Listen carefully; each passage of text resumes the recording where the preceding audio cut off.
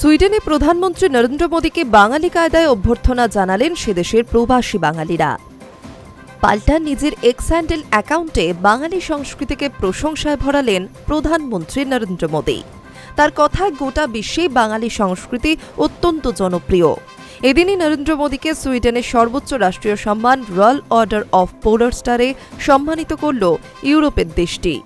সুইডেনের হোটেলে ভারতের প্রধানমন্ত্রীকে পিতলের বরণ ডালা দিয়ে বরণ করেন প্রবাসী বাঙালিরা। চলে উলুধ্বনিও। এমন অভ্যর্থনা পেয়ে এক্স হ্যান্ডেলে বাংলায় মোদী লিখলেন, সারা বিশ্বেই বাঙালি সংস্কৃতি অত্যন্ত জনপ্রিয়, সুইডেনেও এর ব্যতিক্রম নেই। আয়োজিত অভ্যর্থনা অনুষ্ঠানে প্রধানমন্ত্রী ক্রিস্টারসনের উপস্থিতিতে গৌরবোজ্জ্বল বাঙালি সংস্কৃতির এক অনবদ্য নমুনা প্রদর্শিত হয়েছে। উল্লেখ্য, নেদারল্যান্ডসে প্রবাসী ভারতীয়দের সঙ্গে কথা বলার সময়ও উঠে আসে পশ্চিমবঙ্গের ভোট প্রচারে মোদীর ঝালমুড়ি খাওয়ার প্রসঙ্গ। বাংলায় বিজেপির জয়ের পরেই মোদীর ইউরোপ সফরেও বাঙালিয়ানার ছোঁয়া বিষয়টি তাৎপর্যপূর্ণ।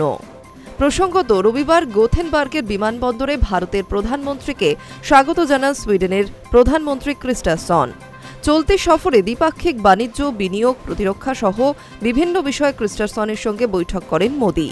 এদিনই সুইডেনের সর্বোচ্চ সম্মান রয়্যাল অর্ডার অফ পোলার স্টারে সম্মানিত করা হয় তাকে। এটি মোদীর ৩১তম আন্তর্জাতিক সম্মান প্রাপ্তি। বর্তমান সম্মানটি একজন রাষ্ট্রপ্রধানকে সাধারণত দেওয়া হয়ে থাকে। Hi news network.